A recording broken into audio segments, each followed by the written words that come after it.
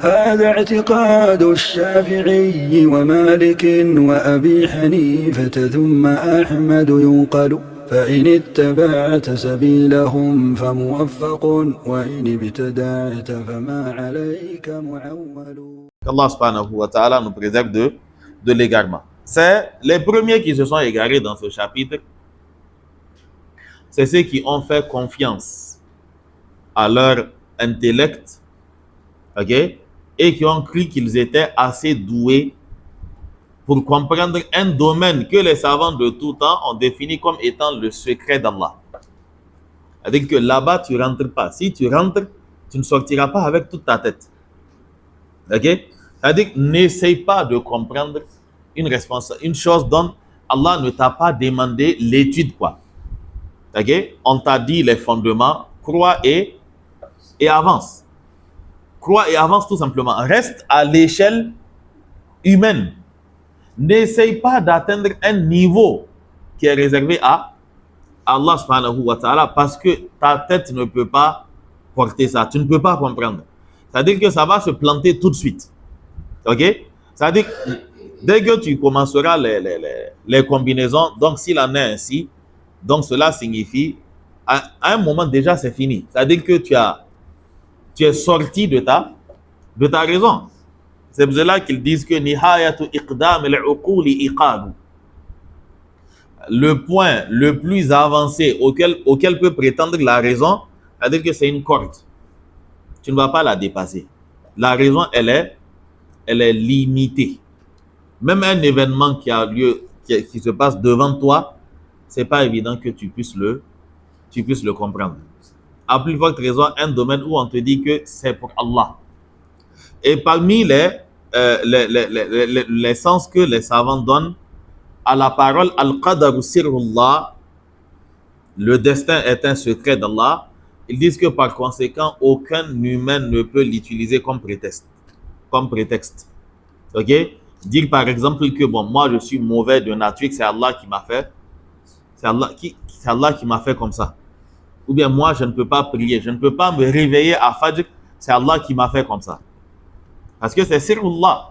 Tu ne peux pas prendre le secret d'Allah pour l'utiliser comme étant un argument. Parce que Allah ne t'a pas fait voir cela. Ok?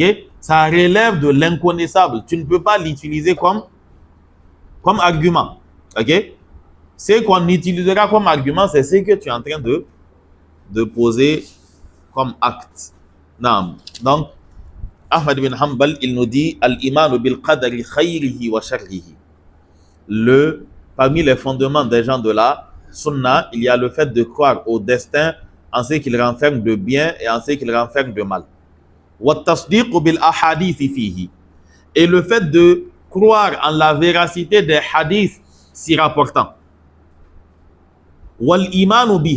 Et le fait d'avoir foi en cela. Comme le hadith de Al-Qalam, Allah a écrit toutes choses. Le hadith de Allah a prédestiné toutes choses 40 000 ans avant la création. Donc toutes ces choses-là. Le fait d'y croire, le fait de les accepter ainsi. Wala yuqalu lima. La yuqalu lima. L'adepte de la sunna face à ces textes-là, il ne dira pas lima. Pourquoi? Pourquoi Allah a fait cela? Wala kaifa. Il ne va pas demander mais comment cela est possible. Innama huwa at-tasdiq wal iman biha. Ce qui lui revient, c'est de croire en la véracité et d'avoir foi en cela. C'est tout ce qui lui est demandé. À la base, les savants ne développent même pas ces choses-là avant que les égarés ne commencent à soulever leur ambiguïté. La preuve, c'est que quand Jibril est parti, qu'est-ce qu'a dit le prophète sallallahu alayhi wa sallam à Omar et aux autres? فَإِنَّهُ Jibril atakum yu'allimukum dinakum. Ok? Il est venu vous enseigner votre religion.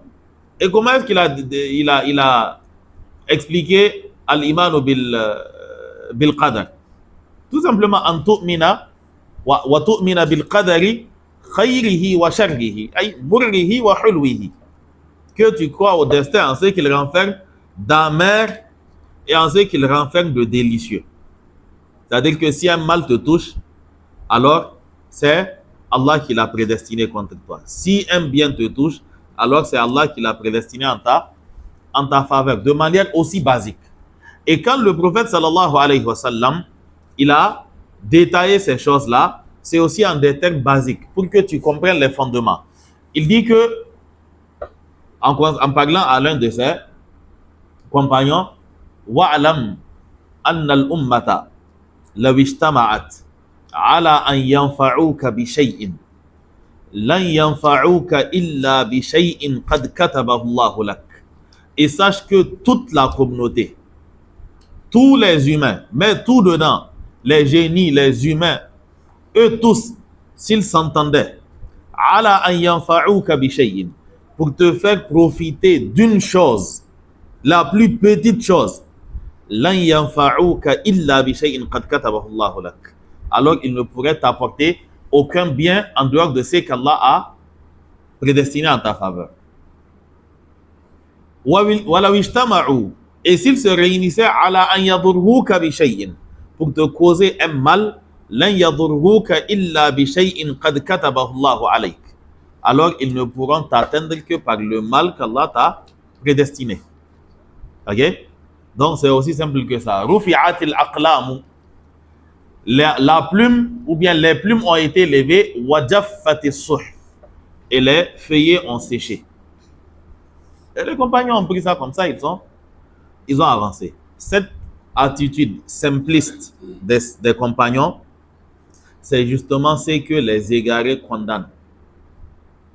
Ils disent que l'attitude des compagnons, elle est plus sage, mais elle est moins savante. Ok? Ils disent qu'elle est sage, c'est-à-dire qu'elle est simple, mais elle est moins savante. Parce qu'il n'y a pas les lawkaniyat. Lawkana kaza, lakana kaza wa kaza. C'est-à-dire qu'il n'y a pas beaucoup d'esprit critique. Ok? Elle est simple. On te dit fais, tu fais. On te dit c'est que Omar ibn al-Khattab, il est venu, il dit au prophète sallallahu alayhi wa sallam, il dit, sur terre, je ne vois pas une personne que j'aime plus que toi. Et après moi, quoi, plus que toi. Le prophète sallallahu alayhi wa sallam lui dit, là, ça reste. La personne ne sera réellement croyante que quand elle aimera Allah et son messager plus qu'elle n'aime tout. Il est resté un certain temps. On lui a dit, tu dois aimer le prophète plus que tout. Il est resté, après il dit au prophète sallallahu alayhi wa sallam, à présent il n'y a personne que j'aime plus que toi, même ma personne. Le prophète lui dit, Al-Ana Omar. Il dit, maintenant tu es arrivé. Aussi simple que cela. Crois, tu crois. Voici l'information, tu l'acceptes. Et tu avances. Mais si jamais tu trouves que là, c'est une attitude qui est simple, qui est facile, et qu'il faut aller dans les profondeurs de la chose, alors tu vas forcément t'égarer. Ils disent que les compagnons, Allah dit, Ar-Rahmanu ala al-Arsh istawa. Ar-Rahmanu ala al-Arsh istawa. C'est où ton problème? C'est une information, on ne t'a pas demandé si tu es d'accord ou pas. Et les compagnons ont pris ça, cela. Vous n'allez jamais trouver un hadith où les compagnons sont venus demander au prophète sallallahu alayhi wa sallam, Kayfa stawa? Comment Allah s'est établi sur le trône? Pourtant, il connaissait le sens de istawa. Ar-Rahmanu ala al-Arsh istawa. Il lit ça comme ça, à plusieurs endroits dans le Coran, Thumma stawa ala al-Arsh. Il lit ça comme ça et il continue. Mais quand ceux qui ont été en contact avec certaines philosophies de l'ancien empire grec et autres, quand ils ont appris ces choses-là, okay, ils ont commencé à étudier certaines choses qui n'avaient pas lieu d'être dans la communauté. Parce que le prophète, il a simplifié tout. Nous sommes une communauté d'analphabètes. Quand un ordre vient, nous sommes analphabètes. C'est-à-dire qu'on ne comprend rien. On ne calcule pas, on ne compte pas. Quand il y a l'ordre d'Allah, ce n'est pas là-bas. Ce n'est pas là-bas, on t'a dit de mettre tes neurones. Fais développer ton pays, c'est là-bas qu'il faut mettre ta tête. Mais pour ce qui concerne la législation d'Allah, tout ce qu'on te demande, c'est al-imanu wal-amal. Tu crois, tu agis. Si tu es intelligent, alors utilise ton intelligence dans la vie de tous les jours. Essaye d'améliorer ton état, l'état de ceux qui vivent autour de toi. Fais avancer ton pays. Là-bas, tu peux montrer ton intelligence. Mais en ce qui concerne le domaine religieux, ce qui t'est demandé, c'est d'y croire. Ahmad bin Hanbal, il va plus loin. Il nous dit que innama huwa tasdiqu wal imanu biha. Il dit wa man lam ya'rif tafsir al hadith. Et toute personne qui ne comprend pas le sens d'un hadith, wa yablughu aqluhu, ou encore son intelligence, sa raison n'arrive pas à cerner le hadith, il dit c'est pas un problème. Faqad kufiya dhalika. On l'a dispensé de réfléchir. On lui a déjà fait le résumé, voici le sens. Tu prends, tu avances. Il dit faqad kufiya dhalika. On l'a dispensé de ça. C'est-à-dire que tu as lu le hadith, tu n'as pas compris. Mais c'est pas grave. Tu as compris c'est quoi al-qadr. Tu as compris les piliers. Avance. OK? Il dit faqad kufiya dhalika wa uhkima lahu. Cela, il en a été dispensé et c'est une notion qu'Allah a rendue claire dans les esprits des savants. Donc cela a été rendu clair pour lui à travers les autres. Ils lui ont fait le résumé qu'il avance tout simplement.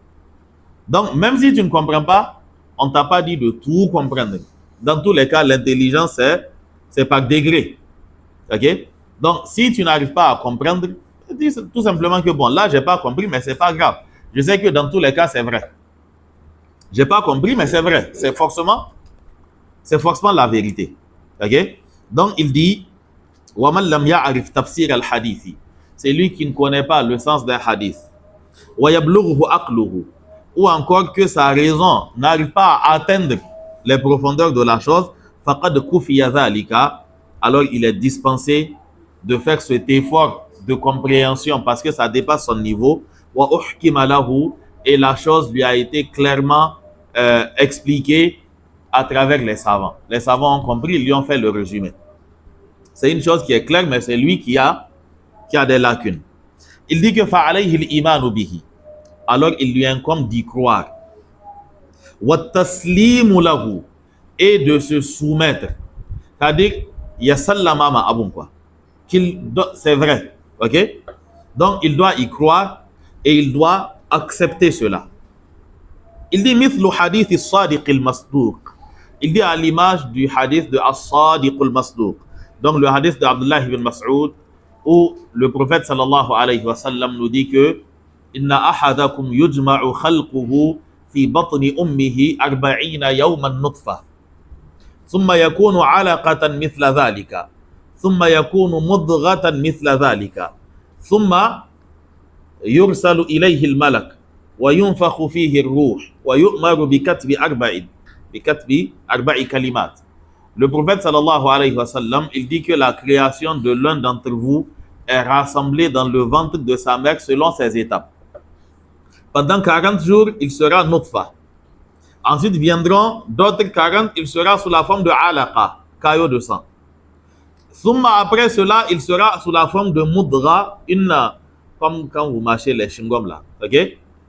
Il dit, et ensuite après cela, on lui insuffle l'âme et on envoie l'ange. Et on demande à l'ange d'écrire 4 choses. Wa yu'maru bi arba'i kalimatin bi katbi rizqihi wa malihi wa ajalihi wa shaqiyyun am sa'idun. On lui demandera d'écrire 4 choses.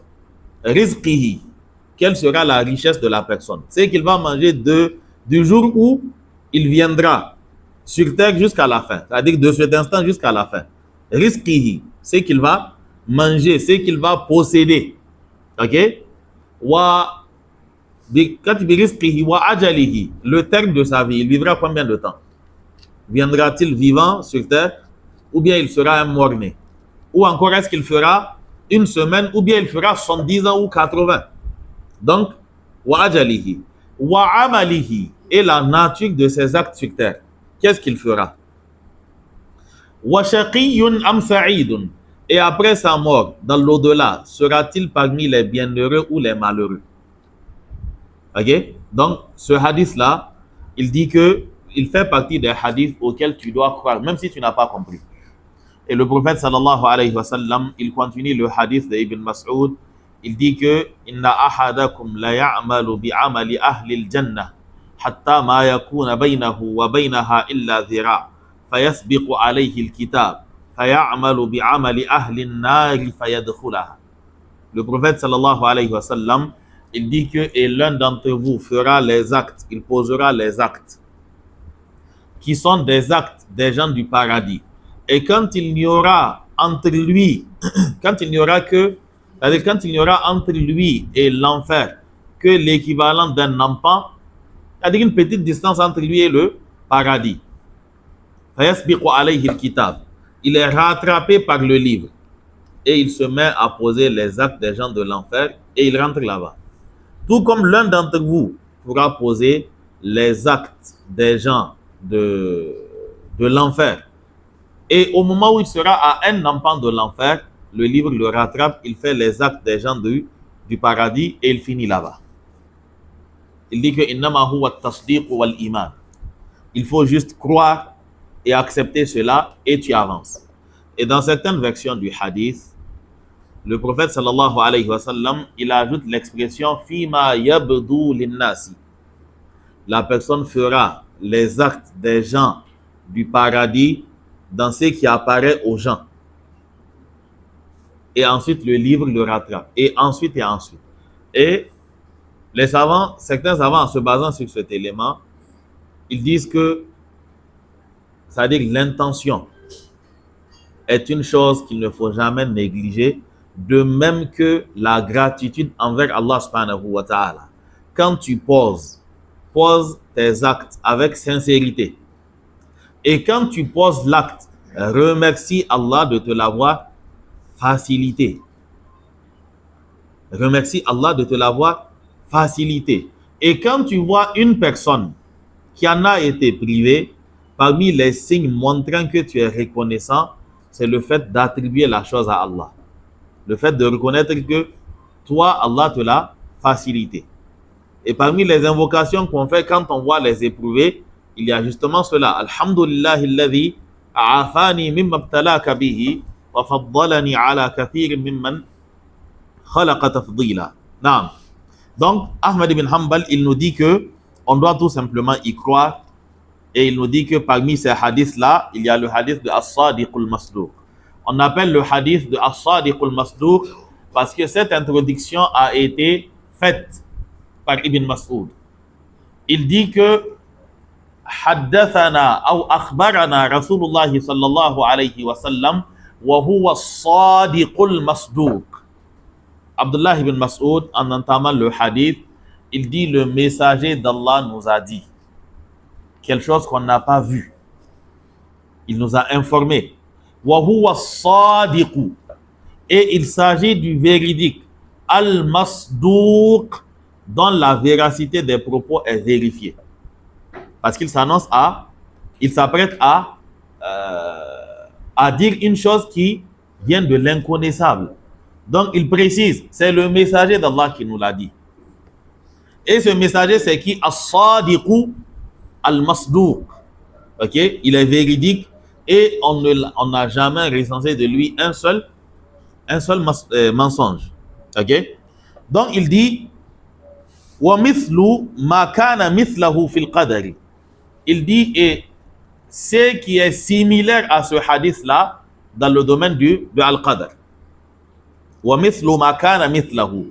Et l'exemple de ce qui est similaire à ce hadith-là dans le domaine de Al-Qadr. Il faut aussi y croire et avancer. Il dit وَمِثْلُ أَحَادِثِ الرُّؤْيَةِ كُلِّهَا. À l'image des hadiths de la vision, le fait que les croyants verront leur Seigneur le jour de la résurrection. Tu ne vas pas demander comment. Ok, nous verrons cela plus loin, Inch'Allah, au niveau du point 14. Il va revenir là-dessus. Il dit wa in nabat anil asma'. Même au cas où la chose, elle blesse l'oreille. C'est-à-dire que quand tu l'entends, ça, tu comprends pas. Il dit wastawhasha minha al-mustami'. Ou encore que cela effraie celui qui écoute. Ok? Même si cela arrive, il dit que ce n'est pas un problème. Innama alayhi al-imanu biha. Ce qui lui incombe, c'est d'y croire. Wa alla yarudda minha harfan wahidan. Et que le fait qu'il ne comprenne pas ne le pousse pas à rejeter, à nier une seule lettre du hadith. Le fait que tu ne comprennes pas, le fait que, ça c'est toi que ça engage. Mais en aucun cas tu ne dois nier une seule lettre. Harfan wahidan. Il dit وَغَيْرِهَا مِنَ الْأَحَادِيثِ الْمَعْثُورَاتِ عَنِ الثِّقَاتِ. Et d'autres hadiths, en plus du hadith de Al-Qadr, de Ar-Ru'ya, tous les hadiths qui ressemblent à cela, des hadiths authentiques rapportés de personnes fiables, c'est l'attitude du musulman. Il doit accepter et avancer. Il dit parmi les attitudes dans le domaine de Al-Qadr, وَأَلَّا يُخَاصِمَ أَحَدًا, qu'il ne se dispute avec personne dans ce chapitre. وَلَا يُنَاظِرَهُ, qu'il ne débatte avec personne. وَلَا يَتَعَلَّمَ الْجِدَالَ, qu'il n'apprenne pas l'art du débat. Ok? C'est-à-dire le raisonnement. S'il me dit ça, je vais lui dire ça. Qu'il ne perde pas son temps dans cela. Il dit que فَإِنَّ الْكَلَامَ فِي الْقَدَرِ وَالرُّؤْيَةِ وَالْقُرْآنِ وَغَيْرِهَا مِنَ السُّنَنِ. Il dit que le fait de parler du destin, de la vision d'Allah, du Coran, وَغَيْرِهَا, et autres éléments min as-sunan, d'entre les fondements de la aqida. C'est là que vient le khabar. Makruhun. Faites attention, makruhun n'est pas un na'at de as-sunan. Ok? C'est-à-dire que فَإِنَّ الْكَلَامَ فِي الْقَدَرِ مَكْرُوهٌ وَالْكَلَامُ فِي الرُّؤْيَةِ مَكْرُوهٌ وَالْكَلَامُ فِي الْقُرْآنِ وَغَيْرِهَا مَكْرُوهٌ وَهَذِهِ الْأَشْيَاء مِنَ السُّنَنِ. Ok? Donc il dit que فَإِنَّ الْكَلَامَ فِي الْقَدَرِ وَالرُّؤْيَةِ وَغَيْرِهَا وَالْقُرْآنِ وَغَيْرِهَا مِنَ السُّنَنِ مِنَ الْعَقَائِدِ. Ok? Et d'autres éléments d'entre les fondements de la aqida, makruhun, c'est une chose qui est détestée. Makruhun, dans le jargon des prédécesseurs, ne désigne pas le makruh dans le fiqh comme on l'étudie. Ok? Al-makruh, c'est al-haram, tout simplement. Dans les propos des anciens, c'est avec ce sens. Et dans le Coran et dans les hadiths, c'est avec le sens de détestable, d'interdit que ce terme est utilisé. Donc c'est une chose qui est détestée. وَمَنْهِيٌّ عَنْهُ, et c'est une chose qui est interdite. لَا يَكُونُ صَاحِبُهُ مِنْ أَهْلِ السُّنَّةِ, et c'est lui qui s'adonne à ces choses-là. J'ai fait exprès de sauter la parenthèse. لَا يَكُونُ صَاحِبُهُ أي صاحب الجدل صاحب الجدل صاحب الخصومات صاحب الكلام في القضاء والقدر والقرآن والرؤيا. Donc, la yakunu sahibuha. Et celui qui s'adonne à ces choses-là, il ne sera pas compté min ahli sunnati, parmi les gens de la sunna. Je lis la parenthèse. Wa in asaba bi kalamihi sunnata. Même si par ses propos, il est tombé pile poil sur la sunna. Alors, on te dit que le chemin ne prend pas le même statut que la destination. Oui, ce que tu as dit, c'est vrai. Mais tu as abouti au résultat comment? C'est comme en mathématiques, le raisonnement est à son poids. C'est-à-dire que le résultat n'est pas la seule chose qu'on regarde. Mais par quel raisonnement tu as abouti à ce résultat? Parce que si le raisonnement ou l'attitude ou la méthodologie utilisée n'est pas la bonne, alors sache que même si tu as eu le résultat, tu as le péché d'avoir emprunté une voie interdite. Ok? Je remarque que les gens, c'est un exemple, les gens, quand tu leur dis de venir à la mosquée, ils ne viennent pas. Ok? Donc tu loues un maquis, puis tu mets la musique, tu dis qu'il y a le concert d'un tel, et puis ils viennent. Ok? Le concert commence, après on coupe. Et tu dis en réalité, comme je sais que vous êtes des musulmans, j'ai utilisé cette ruse-là pour que vous veniez. Donc c'est un prêche qu'on va faire. En résumé, ils sont là, ils sont en train d'écouter le prêche. Mais toi, la voix que tu as utilisée, elle n'est pas légale. C'est-à-dire qu'utiliser la musique pour attirer les gens à écouter le Coran n'est pas légal. Mais en fin de compte, ils l'ont écouté. C'est pour dire que Al-Ghayatu la tubarriru al-wasa'il. La fin ne justifie pas les moyens. Ok? Quand on dit Al-Ghayatu tubarriru al-wasila, la fin justifie les moyens, ce n'est pas en islam. Il nous dit que même si en fin de compte tu as eu la sunna, si tu as utilisé une méthodologie interdite, sache qu'à cause de cette méthodologie, on ne te compte pas parmi les gens de la sunna. Ok? Si tu es rentré dans des débats, si toi, par ces débats, tu as abouti à un résultat correct, sache qu'en ouvrant la porte aux autres, eux, ils vont s'égarer. Et cette attitude n'est pas l'attitude des gens de la sunna. ولا يكون صاحبه وإن أصاب بكلامه السنة من أهل السنة حتى يدع الجدال. Il ne sera compté parmi les gens de la sunna que quand il va délaisser al-jidala. Le hatta ici, c'est avec le sens de ila an yada al-jidala. Jusqu'à ce qu'il délaisse, jusqu'à ce qu'il renonce au débat. Al-jidal, kenda kenda, jayaya. Ok?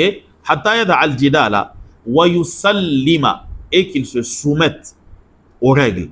Wa yu'mina bil athari, et qu'il croit aux hadiths qui lui ont été rapportés dans ce chapitre-là. Donc, c'est par ces propos que Ahmad ibn Hanbal clôt donc le point sur al-qada'u wal-qadar. Le fait de croire au qada et au qadar renferme d'énormes avantages pour le croyant. Non. Ok? Et le fait de ne pas y croire aussi ouvre la porte à beaucoup de problèmes psychologiques et autres. C'est le fait de croire à ce destin-là qui permet de prendre tout et d'encaisser. Ok? Sans cela, tu ne pourras pas encaisser. Mais en procédant de la sorte, tu arrives à encaisser. Parce que sans ça, ça veut dire que certaines choses vont te dépasser. Allah subhanahu wa ta'ala, il nous a annoncé qu'il va nous éprouver par beaucoup de choses. Et ce sont des choses qui ne sont pas du tout agréables à l'âme. Mais Allah nous dit que et annonce la bonne nouvelle aux patients, c'est ça? Alladhina idha asabathum musibatun qalu inna lillahi, nous sommes à Allah, wa inna ilayhi raji'un. Ou encore le fait de dire qaddar Allahu wa ma sha'a fa'al. Ok? Allah a décidé cela. Et à chaque fois que la personne a cela en tête, ça veut dire que le passé ne l'inquiète pas, le présent ne l'inquiète pas, le futur ne l'effraie pas non plus. Lan yusibana illa ma kataballahu lana. Rien ne peut nous atteindre en dehors de ce qu'Allah a prédestiné pour nous. Et quand tu as cela, en fait, tu te consoles avant même que quelqu'un ne vienne te dire que voilà, c'est Allah. Dans moi, tu savais que c'est. Ça veut dire que tu t'es consolé. Il y a de l'auto-consolation dans le fait de croire au destin. Ça veut dire que tu arrives à tout assumer. Quel que soit ce qui arrive, ça ne t'effraie pas. Tu sais que ce n'est pas parce que tu n'as pas assez agi. Tu sais aussi que ce n'est pas parce que tu es un incapable. Et tu sais que ce n'est pas parce que... C'est-à-dire que la chose est arrivée, Allah subhanahu wa ta'ala l'a prédestiné pour une sagesse qu'il est seul à connaître. Et toi, maintenant, ce qui te reste, c'est d'adopter l'attitude qui va avec. Et c'est pour cela que le prophète sallallahu alayhi wa sallam, il dit que ajaban li amril mu'min. Il dit comme l'affaire du croyant est étonnante. Ajaban li amril mu'min, comme est étonnante l'affaire du croyant. Il dit que fa inna amrahu kullahu khayr. Toute l'affaire du croyant est un bien. Il dit que walaysa dhalika illa lil mu'min. Et le seul à avoir ce privilège-là, c'est le croyant. Il dit que fa in asabahu sarra. Fa in asabathu sarra. Si une bonne chose le touche, ou kama qala shakara. Alors il est reconnaissant. Fakana khayran lah. Il est reconnaissant envers qui? Envers Allah. Il sait que wama bikum min ni'matin famin Allah. Et toute chose que vous avez comme grâce vous vient d'Allah subhanahu wa ta'ala. Allah nous dit Hal min khaliqin ghayrullahi yarzuqukum minas sama'i wal ard. Est-ce qu'il y a un créateur qui pourvoit à vos besoins, qui vous nourrit du ciel ou de la terre? Il n'y a qu'Allah subhanahu wa ta'ala. Donc quand un bien le touche, il est reconnaissant et cela est un bien pour lui. Wa in asabahu darra. Et quand un mal le touche, sabara. Alors il est patient. Fakana khayrallah. Et cela représente encore un bien pour lui. Le prophète dit wa laysa dhalika illa lil mu'min. Et seul le croyant a droit à cela. Et c'est ce qui fait que vous allez voir que les gens qui sont restés dans la fitra, même quand il s'agit de personnes qui ne sont pas versées dans la science religieuse, ils ont une certaine quiétude, ils ont une certaine sérénité. Ils sont imperturbables sur certaines choses. Ils sont imperturbables. C'est-à-dire que dans une attaque ou autre, il perd 15 personnes de sa famille. Et puis il dit que c'est Allah qui a amené ça. Et il va continuer à rester là-bas.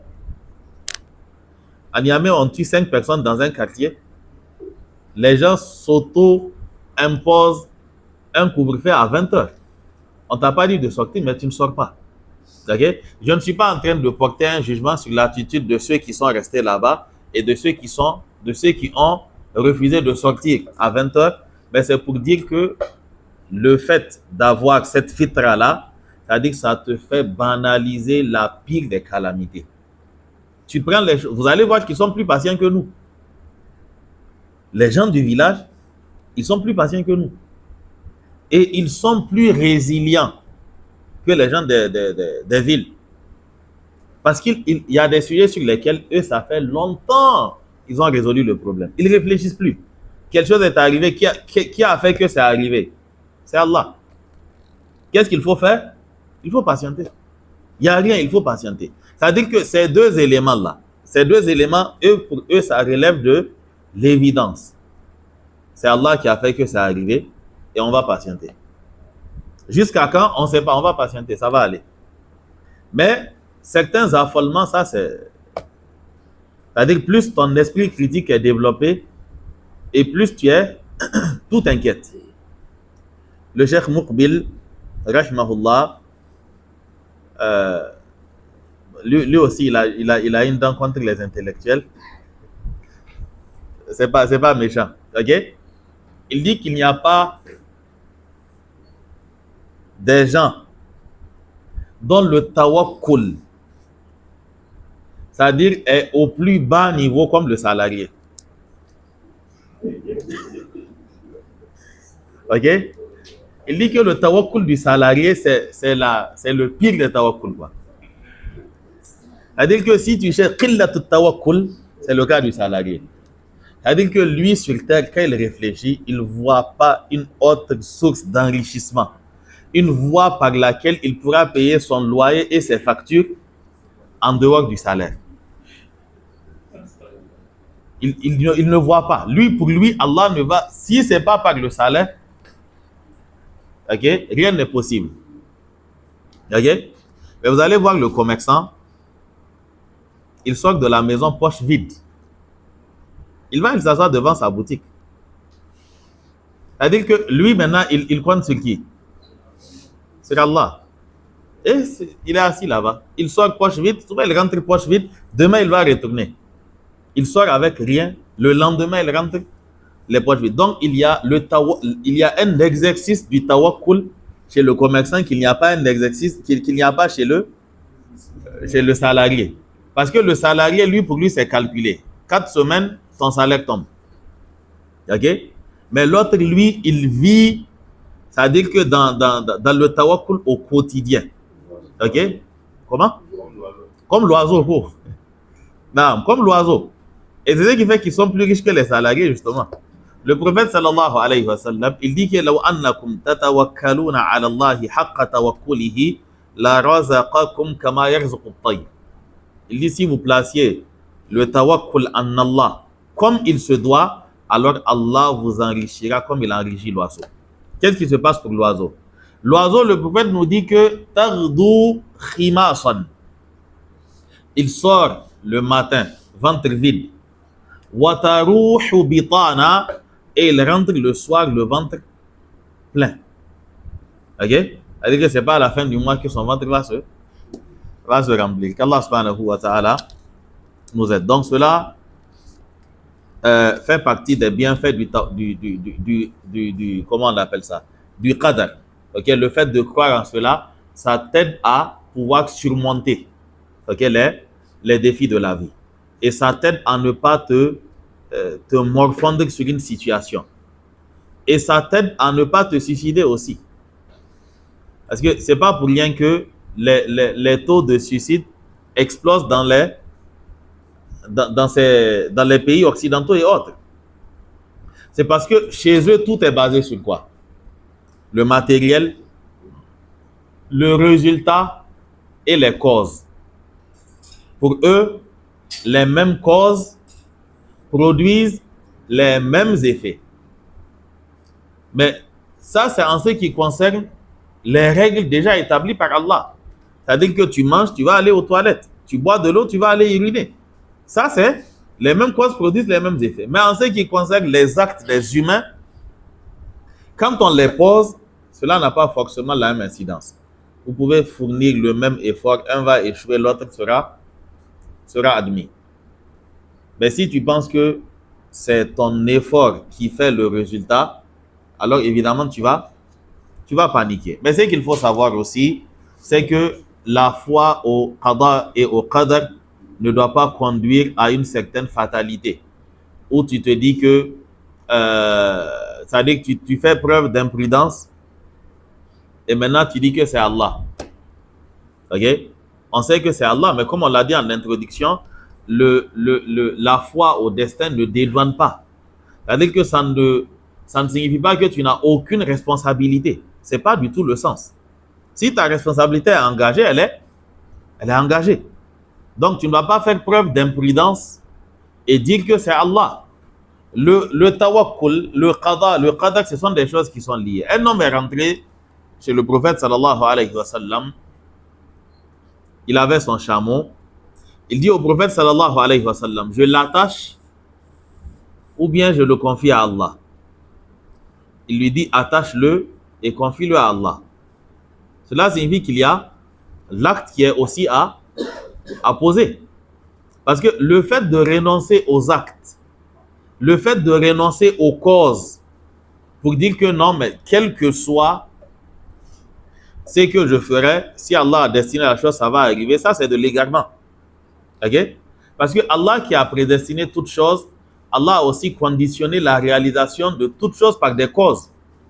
Si tu t'assois devant la nourriture, elle est devant toi. Tu dis que si Allah veut, je serai rassasié avant même de manger. Il ne faut pas manger et puis tu essaies ça pendant une semaine, tu vas voir.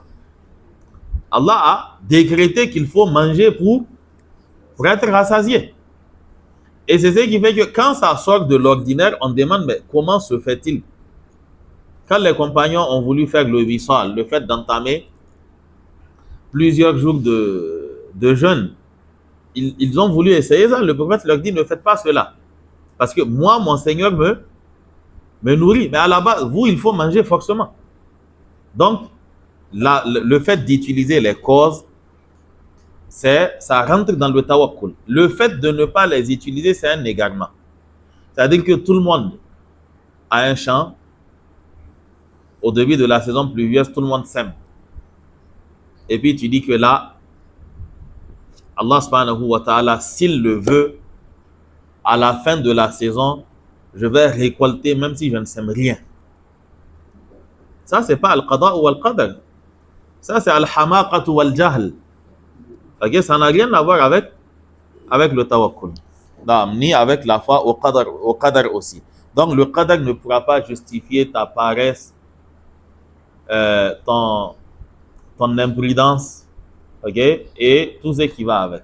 On ne s'assoit pas pour dire que c'est Allah qui a voulu. On a dit que c'est un secret d'Allah. Comment tu as fait pour savoir que Allah a décrété que toi tu dois rester pauvre? Comment tu as su ça? Ok, qu'Allah subhanahu wa ta'ala nous aide. Nous allons arrêter ici, Inch'Allah. Il est quelle heure? 20h combien? Alors, je pense que la deuxième partie n'est pas nécessaire. Le temps est déjà parti. Nous allons arrêter ici, Inch'Allah. Et la prochaine assise, nous allons entamer avec Al-Wajiz. Ok? À certaines périodes, le temps est assez court pour pouvoir faire les deux documents, mais nous mettons les deux liens pour le cas où on arriverait sur un point du premier document où il nous est possible d'arrêter et ensuite exploiter le temps restant dans l'autre document. Mais là, par exemple, la question de Al-Qada ou Al-Qadar a déjà pris tout le temps. Donc, je répète, Al-Qada ou Al-Qadar par lapsus. C'est-à-dire que dans le document, il parle de Al-Qadar seulement. Okay? Mais Al-Qada et Al-Qadar, ce sont en réalité des termes qu'on retrouve dans les documents des savants. Okay? C'est-à-dire que ce sont des... Imam al-Bayhaqi, il a carrément écrit un document qu'il a appelé Al-Qada ou Al-Qadar. Okay? Mais c'est vrai que le terme n'a pas été utilisé par Ahmad ibn Hanbal, mais c'est l'un des noms du destin. On l'appelle Al-Qada, on l'appelle aussi Al-Qadar. Okay? Et dans certains passages, vous allez vous allez voir le mot Al-Kitab. Okay? Fayasbiqu alayhi Al-Kitab. Okay? Donc, ce sont juste des termes qui signifient la même chose. Naam.